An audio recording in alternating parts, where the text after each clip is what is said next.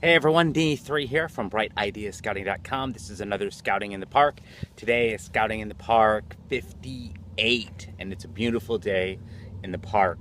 So, one of the tenets that we've talked about every single episode is our mission statement. Learn everything you can, share everything you know, live the Scout Oath and Scout Law. And lately I've been getting some questions coming in trying to ask me, like, when I look at trying to fill any position, what sort of characteristics am I looking for? And also, once a person's in that role, what are things that we can do to develop that person better?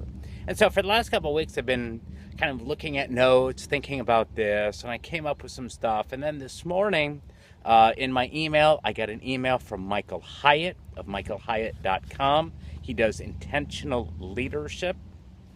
We're going to have notes on all these links, but I'd highly recommend that you get his newsletter, listen to his podcast. You can find him at michaelhyatt.com. And he really summed it up. He had a post today about 10 characteristics of a Rockstar assistant. And his idea was trying to find the 10 qualities of, what to look for when you're hiring an assistant to kind of really help you in your time.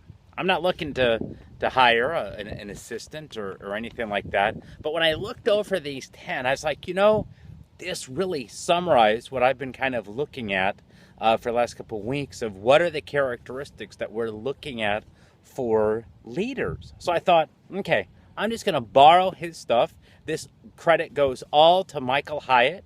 And so these are all his, but I'm going to kind of take his top 10 and kind of use them for scouting here. So number one, and this was on my list, was to have a servant's heart. When you get people, and we've had this happen in our pack, of someone wanting a role for the sake of having the role to look important, to put it on their resume, to look distinguished, the heart's not there. But when you have someone who's like, I'm doing this for the boys, I want to be the great den leader that's looking for those crafts, those activities to really make the boys engaged. When I have a cub master thinking about monthly events that will really help teach lessons in a fun way. When I have a committee chair that really helps to disciple people and to put them into places that they're best. And not worried so much about this is going on my resume, this is great, makes me so wonderful, but they're like, I want to make this pack better, I want to help these boys better, then that's what you're going to look for. So criteria number one is have a servant's heart. Make sure that the person you're putting into that role is doing it for the right reason. Next, number two, is that they have personalized expertise.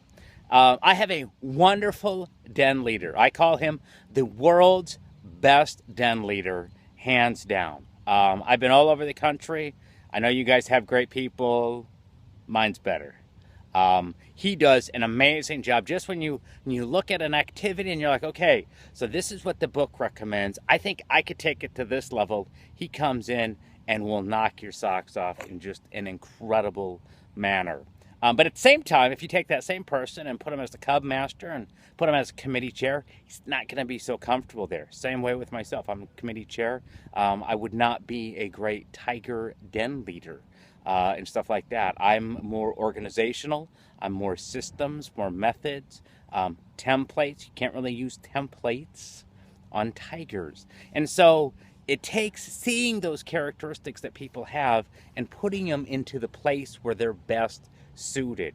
So when you're looking for a den leader, can they relate to kids best? If you're putting them on the committee, can they relate to adults best? If they're on the committee, or a cub master, who should be on your committee, if they were to get, criticized, highly criticized by an adult, can they stand their ground? Can they listen to the response and not feel bad about themselves?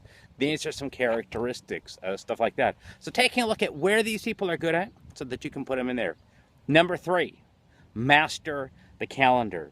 I can see right now when I'm talking with den leaders, cub masters, committee chairs all around the country, when I get to a meeting and you're like, what do we do today? that's a bad situation. You need to really have an idea of what that calendar is. One of the very first podcasts that we did talked about the power of an annual calendar.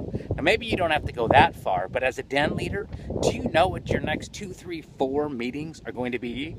Maybe you don't have all the details, but do you at least know what you're going to talk about and a general idea? As a Cub Master, when you're planning the monthly Cub events, do you know what the next 3, 4 months' themes are going to be so that you can work that way? As a committee chair, do you know kind of what the next upcoming events are so that you can plan not for what's coming next week, but you're planning for stuff in 3 months so that you're prepared and have contingency. So you have to be a master of the calendar, whether you're the den leader, a Cub Master, or on a committee position. You have to be able to master the calendar. Along with that, number 4, you need to anticipate needs. I know that if we're starting to get close to November, December, that questions haven't come up about winter camp. I know I need to kind of anticipate some things and put some stuff together. We recently went on a spring camp out after school got out. And I hadn't seen a bunch of activities. The kind of general plan was everyone brings their own food, everyone brings their own tent, and we're going to camp out and have fun. Well, as it got closer, you know what? We need to kind of have a plan. So a week or 2 before, put a plan together, looked great, and that's what we ran with. So in each of these positions, regardless, what are you anticipating is going to be needed to get that job done, whatever it is. Number 5, they prioritize the personal. Spouses are wonderful. They can help us, they can encourage us, but at the same time, you have to balance that time with your spouse. It can't be all scouting. Scouting is great. We're helping the boys. We're helping raise up new leaders as boys. We're helping to raise up parents to become leaders. But at the same time, you have to take a step back. And I know I've got a good friend, Joe, who does this quite a bit, who does great, where he's like, I could take over, I could do this, but if I don't, then my family suffers. Plus, it forces someone else to step in, and it raises the level of commitment to them. So you need to be able to take some time for yourself. The same time is they need to be willing to push back. There's times where I'm in a committee meeting, we need to do this, do this, do this, and when we actually mapped it all out, because I already knew the answer right away, and I just didn't want to come off as, nope, we're not going to do that. When we mapped it all out, I'm like, do you see? We're not going to do this. We went from having 1 event each month to, when it all got mapped out originally, to 8 events each month. I mean, that's 2 a week. I mean, and we're supposed to be taking some time off, a little bit of scouting, not doubling our efforts. So we scaled it back to 3 events each month, with a 4th option for the den leaders to do with theirs. But you must be willing to say, you know what, although that's a good thing for the kids, although that's a good thing for the parents, for the leaders, whatever training or activities, at some point you have to say, you know what, I'm going to push back and say, no, we're starting to get too busy, because if we overcommit these kids, if we overcommit the parents, we're going to see 0 people involved in stuff like that. Number 7, here we go. Sorry, lost my count there for a second. They create and master systems. Now, for you den leaders, we've already gone through the 30 days to the program updates. The Den Leader Guide is your system. It is beautiful. Highly recommend it. Get it. There's your planning. There's your calendar. Works right. Same way with the Cub Master for the program ceremonies and stuff. The Cub Masters have their committee chairs. I've been giving you templates and stuff here. More will be coming as to annual calendars and stuff. You can't be coming into a meeting, whether you're a den leader, committee chair, Cub Master, and just wing it. It'll get the job done. I've seen it done. And it can even be a wonderful situation. But if every time you're winging it, it's hard. I love it when one of my den leaders like, Doug, we're going to go do another event. Can I borrow your event roster. I just send them the PDF, they hit print. It's got all the information of yes, no, and are they coming, with their phone number right there. So when they're at the next meeting, they can check yes or no, and they know whether or not they're coming and stuff. We have to have systems. And that's what this podcast is all about, is showing you those different systems that are already built. As I say, I don't want you to reinvent the scouting wheel. Number 8, know what's on your plate. You know, a lot of times once you start getting good at being a den leader, you might get asked to do some cub master stuff. As a good cub master committee chair, you might start to get asked to do some district stuff and some council events. You have to be able to know what's on your plate and how much you can do. And that goes back to prioritizing your personal. I'm the first one to admit I will say yes to just about anything in Scouts, but you have to know what's on your plate to see, can you do this to the level of quality that you want? And this is something I've had to learn. This is something that I've been learning a lot this last year.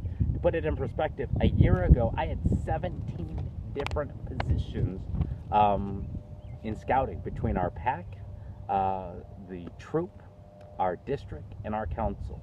And now that number is a lot less. We've been training people. I came in, built the system, got a replacement, trained them, stepped out of the role versus just winning. But you need to know what's on your place. Next, number 9, respect your confidentiality. There are times when a parent may tell you something about their child, or they may tell you something about themselves. There's a lot of times on Scout events where the leaders get to be counselors, and this is fun.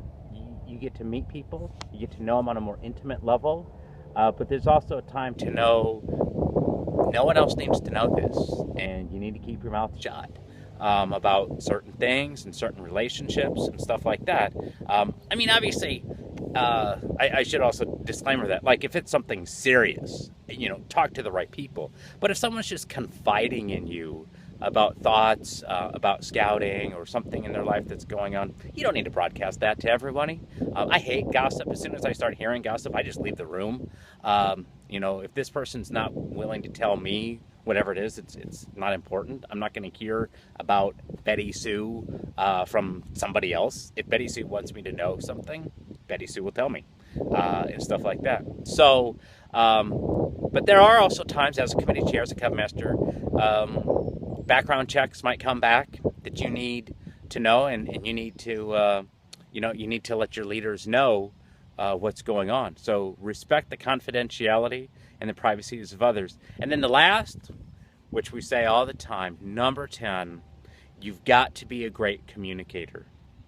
Communication. We have a whole podcast dedicated to communication. You have to be a better communicator, you know, in order to see what's going on. I know for our own pack years ago, parents did not know what the den leaders were going to do. Den leaders had no idea what the committee was doing. The committee didn't know if den leaders were even going to get their kids to the rank, and cub masters never knew if anyone was going to show up. It was just horrible. Now we have all sorts of communication tools, whether it be, you know, email, Facebook, text messages, but nothing beats talking face to face. If you're going to do something, tell them. Pick up the phone, call and talk to someone.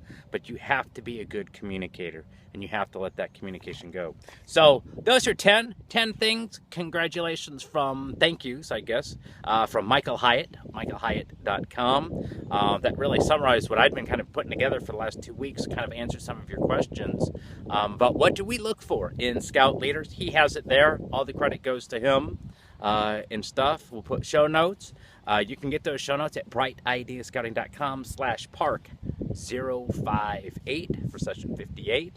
And until Monday, learn everything you can, share everything you know, live the Scout Oath and Scout Law, and get outside. No, seriously, get outside. You're a Scout leader. Go. Stop watching. Get outside. Okay, bye.